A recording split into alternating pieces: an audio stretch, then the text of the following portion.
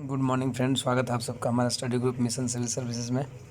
मैं आपका दोस्त अभी चौहान एक बार फिर से नए करंट अफेयर्स लेकर आया हूँ सितंबर 2019 का, जिसमें हम लोग हर टॉपिक्स की तरह इसको भी पढ़ेंगे। सबसे पहले प्रमुख राष्ट्रीय घटनाक्रम, फिर प्रमुख अंतर्राष्ट्रीय घटनाक्रम, है ना, आर्थिक घटनाक्रम, ये सब, और अंत में रक्षा विज्ञान एवं प्रौद्योगिकी। तो चलिए शुरू करते हैं। और पसंद है तो लाइक सब्सक्राइब शेयर ज़रूर करें। सजेशन देना चाहे या कुछ कहना चाहे तो कमेंट बॉक्स में कमेंट ज़रूर करें। तो चलिए शुरू करते हैं। सितंबर 2019 का प्रमुख राष्ट्रीय घटनाक्रम में पहला पॉइंट है कि 29 अगस्त 2019 को प्रधानमंत्री नरेंद्र मोदी द्वारा फिट इंडिया मूवमेंट की शुरुआत नई दिल्ली से की गई थी। याद रखिएगा, फिट इंडिया मूवमेंट की शुरुआत कहाँ से की गई थी? नई दिल्ली से। किनके द्वारा? प्रधानमंत्री नरेंद्र मोदी। और वो टाइम था, मतलब वो दिन था 29 अगस्त 2019। फिट इंडिया मूवमेंट, याद रखिएगा, है ना। चलिए, इसी में अगला पॉइंट जोड़ दिया गया कि फिट इंडिया मूवमेंट को बढ़ावा देने के लिए मेघालय सरकार ने walk to work and on Wednesday अभियान की शुरुआत करी थी। किसकी? Walk to work on Wednesday अभियान की शुरुआत किस सरकार ने की थी? मेघालय सरकार ने फिट इंडिया मूवमेंट को बढ़ावा देने के लिए किया था, ठीक है ना, जो 29 अगस्त 2019 को प्रधानमंत्री नरेंद्र मोदी द्वारा नई दिल्ली से शुरू की गई थी। चलिए, है ना। अगला पॉइंट है कि भारतीय वायुसेना ने कारगिल से कोहिमा, यानी K2K नहीं कह सकते, कैसे कारगिल कैसे कोहिमा, कारगिल से कोहिमा अल्ट्रा मैराथन यानी ग्लोरी रन को रवाना किया, जिसका उद्देश्य फिट इंडिया मूवमेंट को बढ़ावा देना, पैदल यात्री की सुरक्षा एवं शहीदों को श्रद्धांजलि थी। भारतीय वायुसेना ने कारगिल से कोहिमा तक एक अल्ट्रा मैराथन दौड़ रखा, है ना, जिसको नाम दिया ग्लोरी रन, है ना, अल्ट्रा मैराथन जिसका नाम दिया ग्लोरी रन, इसको रवाना किया, और जिसका उद्देश्य था कि फिट इंडिया मूवमेंट को बढ़ावा देना तथा पैदल यात्री की सुरक्षा एवं शहीदों को श्रद्धांजलि थी, ठीक है ना। भारतीय वायुसेना द्वारा किया गया था ये। चलिए अगले पॉइंट की ओर बढ़ते हैं कि प्रधानमंत्री नरेंद्र मोदी द्वारा 11 सितंबर 2019 को मथुरा, जो यूपी में है, ठीक है ना, प्रधानमंत्री नरेंद्र मोदी द्वारा 11 सितंबर 2019 को मथुरा, जो यूपी में है, इससे स्वच्छता पर एक व्यापक अभियान स्वच्छता ही सेवा 2019 का शुभारंभ किया।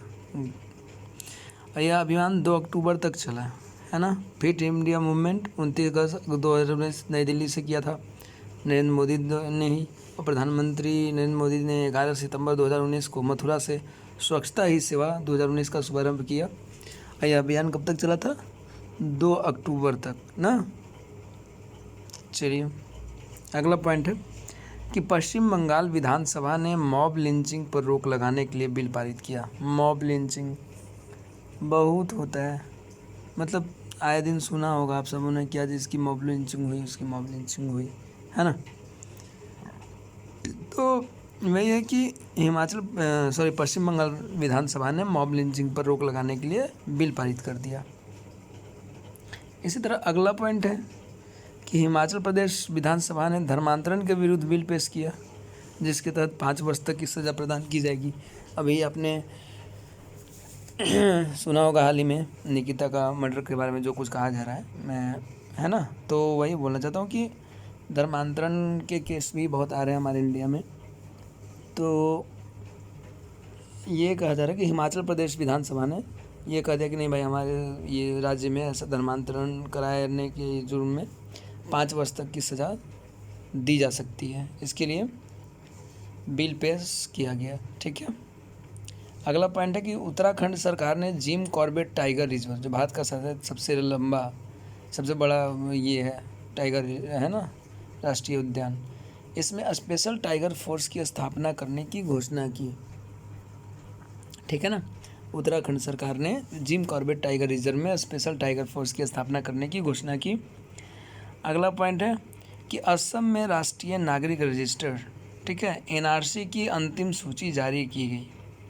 असम में राष्ट्रीय नागरिक रजिस्टर NRC, है ना, मतलब नेशनल रजिस्टर ऑफ सिटीजन्स की अंतिम सूची जारी की गई, जिसके तहत 3.11 करोड़ लोगों को असम का नागरिक घोषित किया गया, जबकि 19.6 लाख लोगों को गैर नागरिक घोषित किया गया।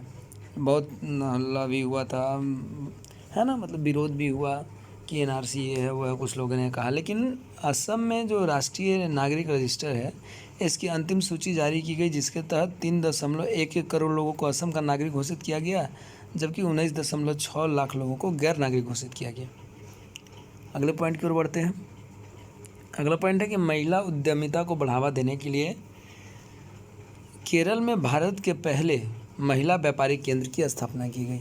महिला उद्यमिता को बढ़ावा देने के उद्देश्य से ना, कि चलिए भाई महिला उद्यम को जो है उसको बढ़ाया जाए ताकि महिलाओं की भी उन्नति हो, है ना। आजकल फ़र्क नहीं दिखना चाहिए बेटा हो या बेटी, है ना। तो वही है कि महिला उद्यमिता को बढ़ावा देने के उद्देश्य से केरल में भारत के पहले महिला व्यापारिक केंद्र की स्थापना की गई। अगला पॉइंट है कि प्रधानमंत्री नरेंद्र मोदी ने साहिबगंज, जो झारखंड में है, ठीक है, प्रधानमंत्री नरेंद्र मोदी ने झारखंड के साहिबगंज में गंगा नदी पर बने देश के दूसरे मल्टी मॉडल टर्मिनल का उद्घाटन किया। देश के, इसको मैंने थोड़ा सा ना ये करके बोला है ना, ताकि आप लोग समझें कि देश के दूसरे मल्टी मॉडल टर्मिनल का उद्घाटन किया। पहला कहाँ है? वाराणसी में, वो भी गंगा नदी पर ही स्थित है ना। तो प्रधानमंत्री नरेंद्र मोदी ने झारखंड के साहिबगंज में गंगा नदी पर बने देश के दूसरे मल्टी मॉडल टर्मिनल का उद्घाटन किया, और पहला मल्टी मॉडल टर्मिनल जो है वो वाराणसी में है, वो भी गंगा नदी पर स्थित है। क्लियर है? चलिए अगला पॉइंट कि देश के पहले केंद्रीय पुलिस विश्वविद्यालय, इसकी स्थापना ग्रेटर नोएडा यूपी में की जाएगी, है ना। यूपी के ग्रेटर नोएडा में देश के पहले केंद्रीय पुलिस विश्वविद्यालय की स्थापना की जाएगी। अगला पॉइंट है कि world organisation for animal health ने भारत को एवियन इन्फ्लुएंजा मतलब H5N1 बर्ड फ्लू जो है वायरस मुक्त घोषित किया है ना। और H1N1 जो है स्वाइन फ्लू है, जो मैन में होता है, नहीं मानवों में होता है, मनुष्यों में होता है। और H5N1 जो है, याद रखिए H5N1 दिया रहेगा तो बर्ड फ्लू होगा, है ना। और H1N1 होगा तो क्या होगा? स्वाइन फ्लू होगा, है ना। तो वही बोल रहे कि world organisation for animal health ने भारत को एवियन इन्फ्लुएंजा यानी कि H5N1 बर्ड फ्लू वायरस मुक्त घोषित किया है। अगला पॉइंट है कि हाल ही में भोपाल मेट्रो रेल प्रोजेक्ट की आधारशिला रखी गई है। इस परियोजना को भोज मेट्रो नाम दिया गया है, और शायद वहाँ का अंतर्राष्ट्रीय हवाई अड्डा जो है, वहाँ का हवाई अड्डा उसका भी राजा भोज शायद दिया गया है ना। तो हाल ही में भोपाल मेट्रो रेल प्रोजेक्ट जो है इसकी आधारशिला रखी गई। इस परियोजना को भोज मेट्रो नाम दिया गया, जो राजा भोज थे, है ना, भोज मेट्रो नाम दिया गया है। भोपाल मेट्रो रेल प्रोजेक्ट का आधारशिला रखा गया, मैंने चालू किया गया भाई कि चलिए बनेगा, और इसका जो है नाम भोज मेट्रो नाम दिया गया। अगला पॉइंट है कि हिमाचल प्रदेश के मनाली में भारत का सबसे ऊंचा स्काई साइकिलिंग ट्रैक बनाया गया है। कहाँ बनाया गया है? हिमाचल प्रदेश के मनाली में। कुल्लू मनाली पर्यटन स्थल है ना, दोनों, कुल्लू अलग है मनाली अलग है, एक साथ बोलते हैं ना कुल्लू मनाली, तो एक ही जगह नहीं है, याद रखिएगा, कुल्लू अलग है और मनाली अलग है। तो हिमाचल प्रदेश के मनाली में भारत का सबसे ऊंचा स्काई साइकिलिंग ट्रैक बनाया गया। अगला पॉइंट है कि मोती बाग जो डॉक्यूमेंट्री फिल्म है, इसको ऑस्कर 2020 के लिए नामांकित किया गया है, मतलब नॉमिनीज में शामिल किया गया है ना। और यह उत्तराखंड के एक किसान के जीवन पर आधारित फिल्म है। कौन सा? मोती बाग, है ना। मोती बाग जो है एक डॉक्यूमेंट्री फिल्म है, वो एक उत्तराखंड के किसान के जीवन पर है, बनाया गया, जिसको ऑस्कर अवार्ड 2020 के लिए नॉमिनीज में शामिल किया गया है, यानी नामांकित किया गया है। अगला पॉइंट पढ़ते हैं कि गली बॉयज़ जो फिल्म था, गली बॉयज़ फिल्म को 92वें ऑस्कर के लिए नामांकित किया गया, जिसके निर्देशक जोया अख्तर है। याद रखिएगा कौन है निर्देशक इसके? गली बॉयज़ के जोया अख्तर। पूछेगा, जैसे ऐसे तो सबको मालूम है कि मैक्सिमम लोग याद रखते हैं कि ऑस्कर के लिए नामांकित किया गया था किसको भाई, तो गली बॉयज़, है ना। लेकिन पूछ दिया कि उसके निर्देशक कौन थे, तो यहाँ शॉर्ट में लिखा है ब्रैकेट में मैंने कि जोया अख्तर, ठीक है। अगला पॉइंट बढ़ते हैं कि 21वीं सदी की 100 सर्वश्रेष्ठ फिल्मों में एकमात्र भारतीय फिल्म जो है वो गैंग्स ऑफ वासेपुर को शामिल किया गया। इसी में शायद है कि जिए हो बिहार के लाला। मैं बस बता रहा हूँ आप सबको कि पूछेगा, इम्पॉर्टेंट क्वेश्चन है ये भी, कि 21वीं सदी की 100 सर्वश्रेष्ठ फिल्मों में एकमात्र भारतीय फिल्म जो गैंग्स ऑफ वासेपुर को शामिल किया गया, जिसका स्थान 59वां है, जिसके निर्देशक अनुराग कश्यप है ना। इसके गैंग्स ऑफ वासेपुर के निर्देशक अनुराग कश्यप हैं और इसको 21वीं सदी की 100 सर्वश्रेष्ठ फिल्मों में एकमात्र भारतीय फिल्म पर रखा गया है, जिसका स्थान 59वां है। ठीक है, 100 सर्वश्रेष्ठ फिल्मों में से 59वां है और ये एकमात्र भारतीय फिल्म है। कौन सा फिल्म? तो गैंग्स ऑफ वासेपुर, जिसके निर्देशक अनुराग कश्यप हैं। अगला पॉइंट है कि लद्दाख के नृत्य शोडोल को, लद्दाख का एक नृत्य है जिसका नाम है शोडोल, इसको Guinness book of world record में शामिल किया गया है। किसको? शोडोल को। कहाँ का नृत्य है? तो लद्दाख का। अगले पॉइंट की ओर बढ़ते हैं कि नई दिल्ली में स्थित इंदिरा गांधी अंतर्राष्ट्रीय हवाई अड्डे पर भारत के सबसे ऊंचे हवाई यातायात नियंत्रण टावर का उद्घाटन किया गया, जिसकी लंबाई 102 मीटर है। मतलब कि नई दिल्ली में इंदिरा गांधी अंतर्राष्ट्रीय हवाई अड्डा जो है उस पर भारत के सबसे ऊंचा हवाई यातायात नियंत्रण टावर का उद्घाटन किया गया है ना, जिसकी लंबाई कितना रखा गया है? 102 मीटर। ठीक है, सबसे ऊंचा है भारत का ये हवाई यातायात का नियंत्रण टावर। चलिए अगला पॉइंट है कि दिल्ली के फिरोजशाह कोटला स्टेडियम का नाम बदलकर अरुण जेटली स्टेडियम रखा गया है, सबको याद होगा। और इसमें एक पवेलियन का नाम विराट कोहली भी रख दिया गया है ना, खेलते हुए। मैक्सिमम लोग संन्यास ले लेते हैं तब रखा जाता है, विराट कोहली को खेलते हुए सम्मान मिला, बहुत बड़े सम्मान की बात है। तो दिल्ली के फिरोजशाह कोटला स्टेडियम का नाम बदलकर अरुण जेटली स्टेडियम रखा गया है। और इसके साथ एक पॉइंट और मैंने बताया था कि इसमें एक पवेलियन विराट कोहली के नाम पर भी रखा गया है। ठीक है, अगला पॉइंट है कि वैष्णो देवी मंदिर को बेस्ट स्वच्छ आइकॉनिक प्लेस चुना गया है। कौन सा प्लेस? बेस्ट स्वच्छ आइकॉनिक, है ना, किसको? वैष्णो देवी मंदिर को चुना गया है। चलिए अगला पॉइंट है कि कुपोषण को समाप्त करने के उद्देश्य से सितंबर माह को देश भर में राष्ट्रीय पोषण माह के रूप में मनाया गया है। कुपोषण को समाप्त करने के उद्देश्य से सितंबर जो महीना है इसको देश भर में राष्ट्रीय पोषण माह के रूप में मनाया गया। ठीक है, अगला पॉइंट है कि स्कूल एजुकेशन क्वालिटी इंडेक्स जो है, मतलब SEQI है ना, school education quality index NITI Aayog द्वारा जारी किया गया, जिसके बड़े राज्यों में प्रथम स्थान केरल को मिला, छोटे राज्यों में प्रथम स्थान मणिपुर को मिला, केंद्र शासित प्रदेशों में प्रथम स्थान चंडीगढ़ को मिला, है ना। किसमें? स्कूल एजुकेशन क्वालिटी इंडेक्स में, जिसको कौन जारी करता है? तो नीति आयोग। याद रखिएगा कौन सा इंडेक्स है, कौन सा ये है, वो जारी कौन जारी करता है, ये ज़रूर पूछता है। और मैंने बता दिया कि बड़े राज्यों में प्रथम स्थान पर केरल, छोटे राज्यों में प्रथम स्थान पर मणिपुर, केंद्र शासित प्रदेशों में प्रथम स्थान पर चंडीगढ़। चलिए अगले पॉइंट की ओर।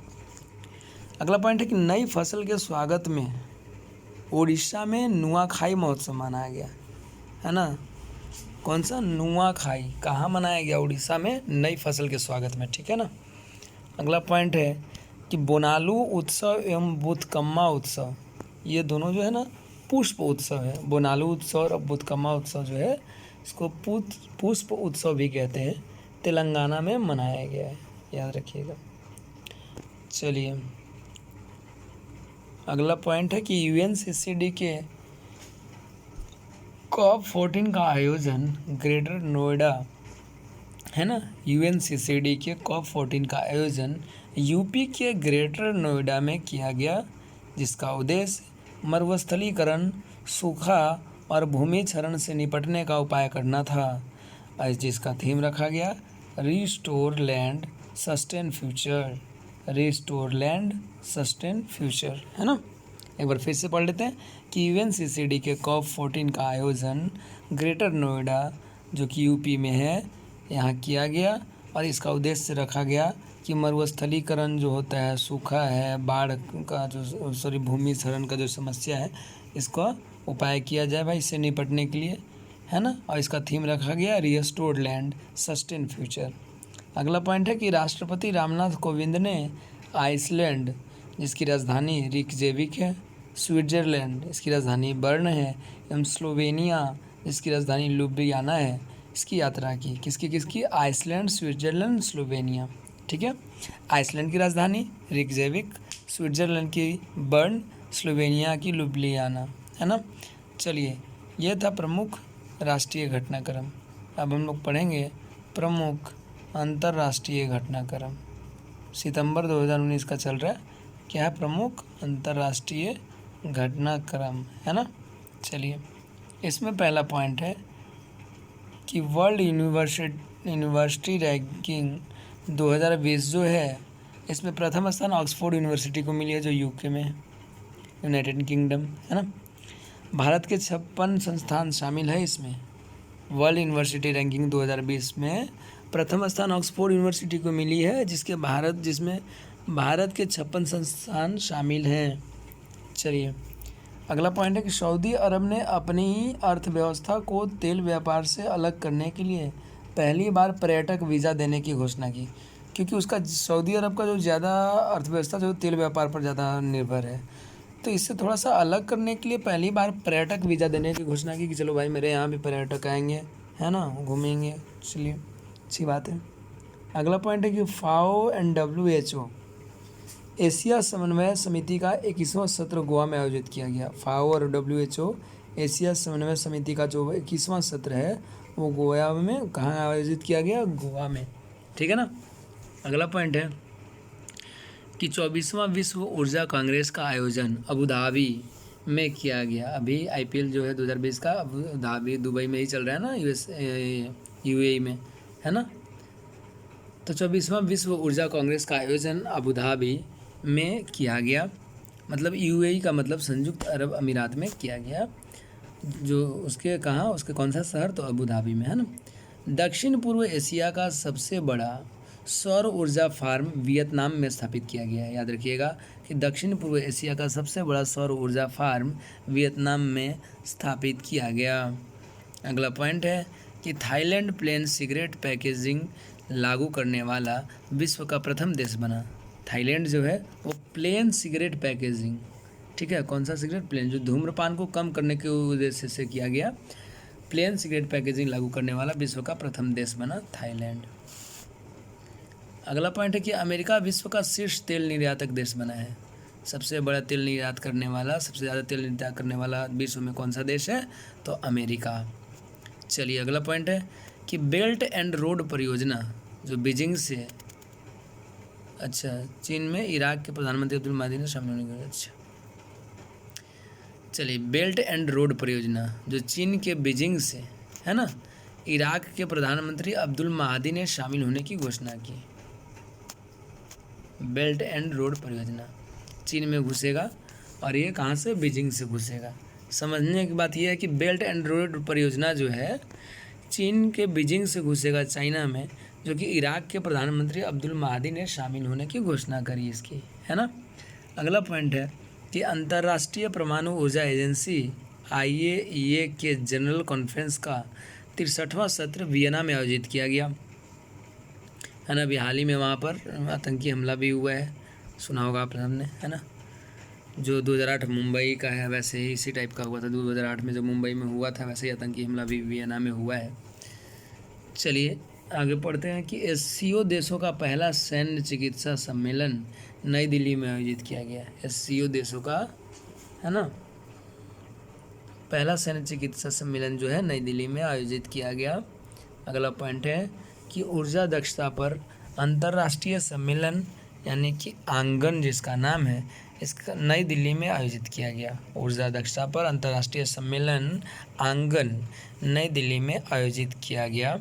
अगला पॉइंट है कि सतत शिक्षा पर पहला अंतर्राष्ट्रीय सम्मेलन नई दिल्ली में आयोजित किया गया। सतत शिक्षा पर जब बात हुई तो इसका पहला अंतर्राष्ट्रीय सम्मेलन नई दिल्ली में आयोजित किया गया।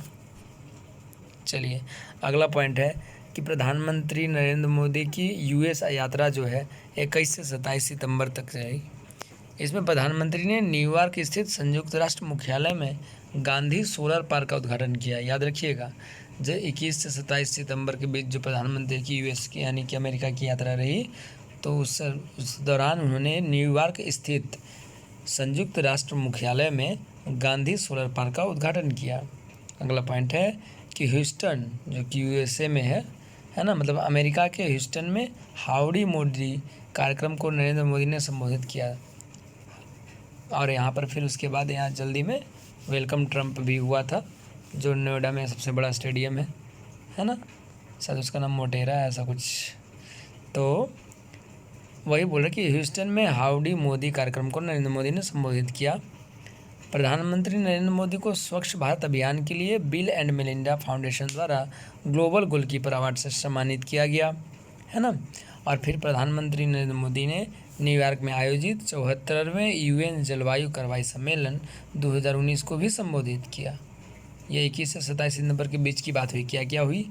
प्रधानमंत्री ने न्यूयॉर्क स्थित संयुक्त राष्ट्र मुख्यालय में गांधी सोलर पार्क का उद्घाटन किया, ह्यूस्टन में हाउडी मोदी कार्यक्रम को संबोधित किया, है ना।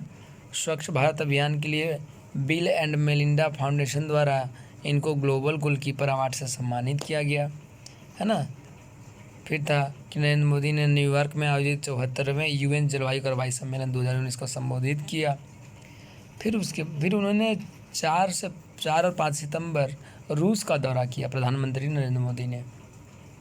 इसमें 20वां भारत रूस वार्षिक शिखर सम्मेलन 2019 आयोजित हुआ, जिसमें दोनों देशों के बीच रक्षा, वायु एवं समुद्री कनेक्टिविटी, ऊर्जा आदि क्षेत्रों में 15 समझौते हुए। ठीक है, क्या हुआ? 4 से 5 सितंबर प्रधानमंत्री नरेंद्र मोदी का दौरा कहाँ हुआ? रूस में। इसका था, इसमें क्या क्या हुआ? तो 20वां भारत और रूस का जो वार्षिक शिखर सम्मेलन है वो 20वां था, इस बार 2019 आयोजित हुआ, जिसमें दोनों देशों के बीच रक्षा, वायु, समुद्री कनेक्टिविटी तथा ऊर्जा आदि क्षेत्रों में 15 समझौते हुए। प्रधानमंत्री नरेंद्र मोदी को रूस के सर्वोच्च राज्य सम्मान Order of Saint Andrew the Apostle से सम्मानित किया गया। अगला पॉइंट है कि मंगोलिया के राष्ट्रपति खाल्तमगीन बटुल्गा 19 से 23 सितंबर तक भारत की यात्रा पर थे। मंगोलिया के राष्ट्रपति, जिनका नाम था खाल्तमगीन बटुल्गा, इन्होंने 19 से 23 सितंबर तक भारत की यात्रा की थी। इंडोनेशिया की सरकार ने